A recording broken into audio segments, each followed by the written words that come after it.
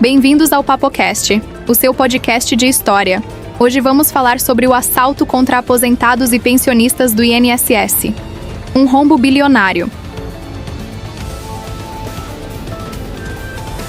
Papel e caneta nas mãos.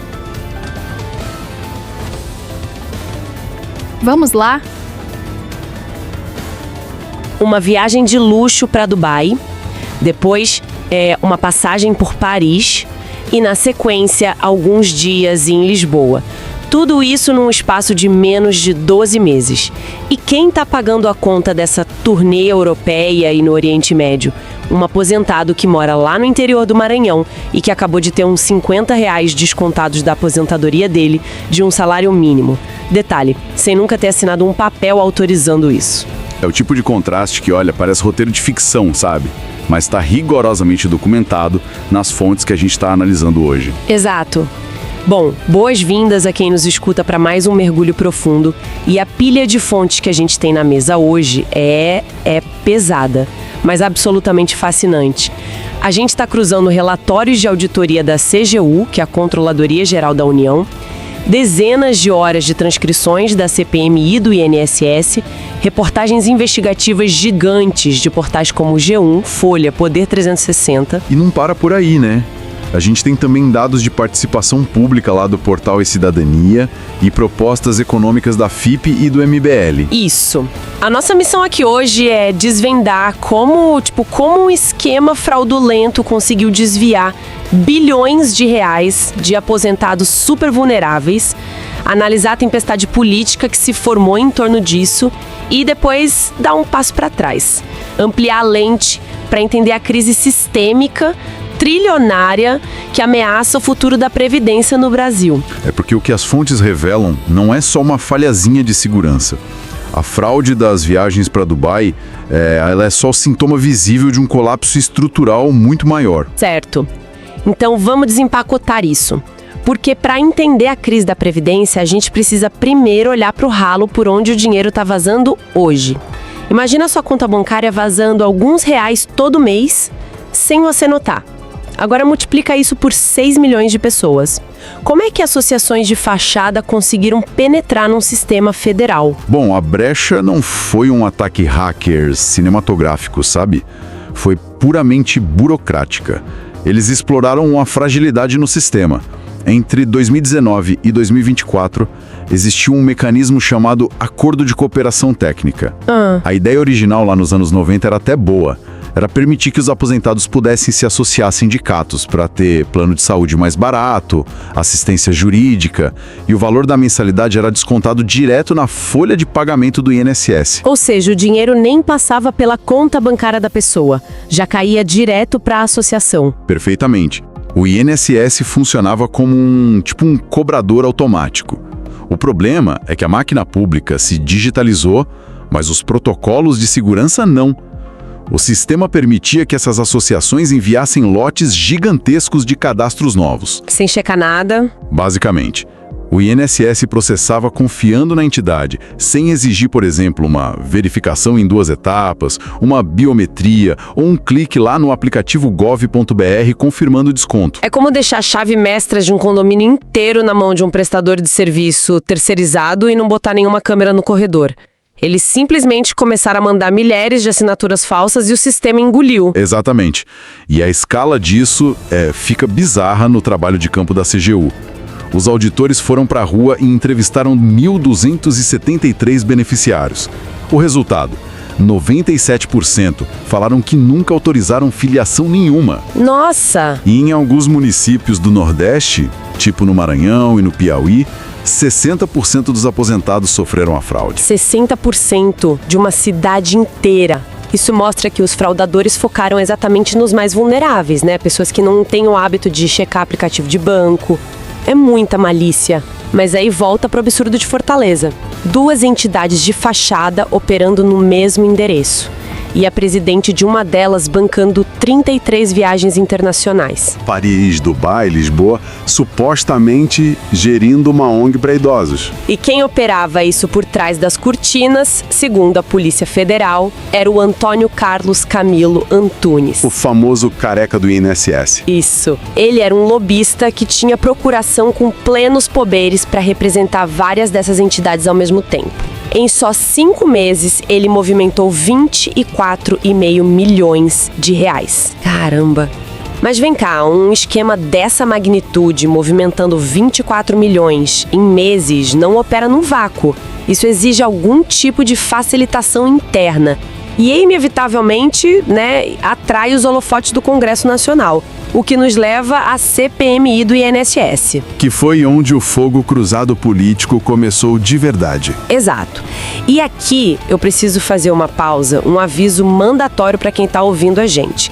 As fontes que a gente está usando agora contêm acusações muito pesadas, politicamente carregadas, envolvendo figuras tanto da esquerda quanto da direita. A gente quer deixar absolutamente claro que a nossa apresentação desses dados não é um endosso a nenhum dos lados. A gente está fazendo um relato estritamente imparcial do material da CPMI e da imprensa, ok? Pontuar isso, porque a corrupção aqui atravessou governos. No governo atual do presidente Lula, por exemplo, teve o afastamento e demissão do presidente do INSS, o Alessandro Stefanuto. E a CGU já tinha alertado o ministro Carlos Lupe lá no começo de 2023. E demorou quase um ano para tomarem ações concretas, né? Pois é, e do outro lado, no governo Bolsonaro, a investigação cita o envolvimento do Alexandre Guimarães, que era ex-diretor.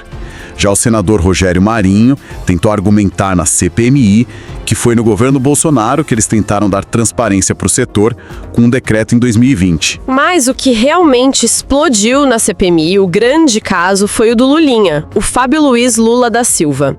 Os dados da CPMI mostram os números frios. E quais são esses números? Entre 2022 e 2026, foram mapeadas 1.531 transações nas contas dele.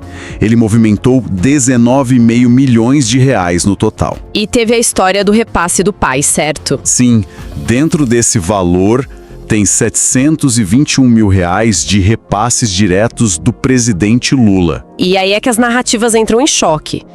Porque a acusação, puxada pelo senador Eduardo Girão, do Partido Novo, aponta supostos laços do Lulinha com o careca do INSS.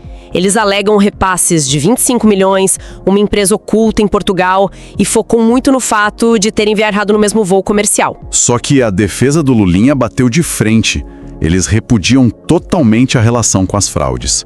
Afirmam que toda a renda das empresas dele, a G4 e a LLF, tem origem 100% lícita. E os 721 mil do pai? A defesa explica que foi herança antecipada, adiantamento de legítima, tudo declarado, e eles classificam o vazamento desses dados como um crime grave, um linchamento político baseado em coincidências, como o voo. Aqui é que a coisa fica realmente interessante. Uma investigação técnica de golpe financeiro vira uma arena de guerra partidária. Mas enquanto os políticos debatem lá na CPMI, o cidadão comum, a pessoa que teve os 50 reais roubados, só quer saber de uma coisa: quem é que vai pagar essa conta? É o que os dados do E-Cidadania mostram de forma muito crua. O Senado abriu o portal e teve 349 participações. E o que o sentimento público revela nesses textos? Olha, 27% focam puramente em falhas de gestão. Eles estão indignados com o sistema. Outros 23% estão exigindo prisão e responsabilização.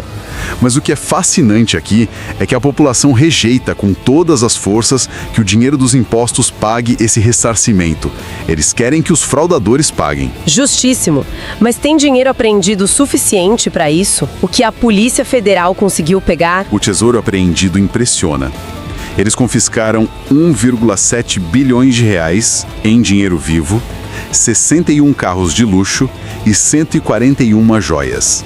Uau! O ministro da CGU, o Vinícius Marques de Carvalho, prometeu usar os cerca de 2 bilhões de reais que estão bloqueados das contas dos investigados para devolver o dinheiro. Mas, honestamente, a logística exata para devolver 50 reais pingados para 6 milhões de pessoas ainda é uma incógnita. É um pesadelo logístico. Mas assim, a gente precisa olhar para o panorama geral. Então, o que tudo isso significa? Focar só na fraude de 6 bilhões é tipo se preocupar com uma torneira pingando na pia enquanto a sua casa inteira tá pegando fogo. É uma ótima analogia, porque os dados macroeconômicos do Tesouro Nacional são gélidos. O déficit do regime geral do INSS, que é a iniciativa privada, atingiu 320 bilhões de reais só em 2025. 320 bilhões negativos. E isso sem contar o setor público. Exato.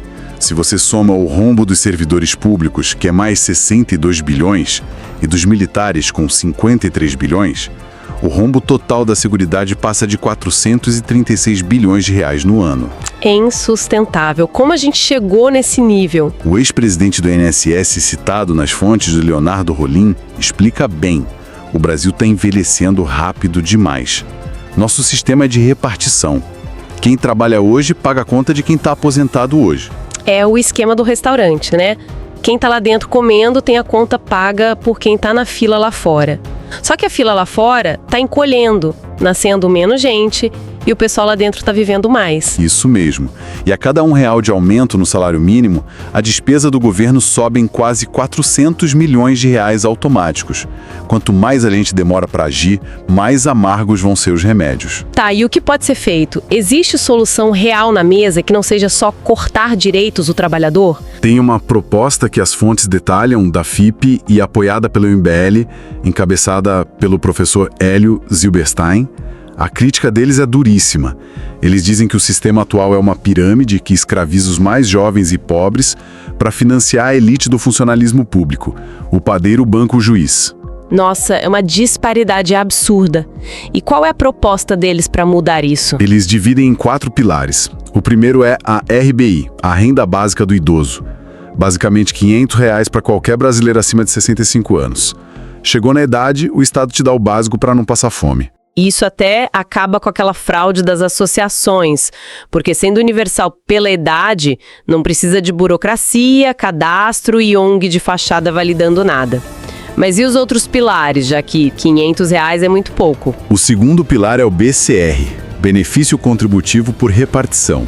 Regras iguais para todo mundo, seja você motorista ou senador, com um teto máximo de R$2.000 pago pelo Estado. E para quem quer ganhar mais que 2.000? Aí entram os últimos 2.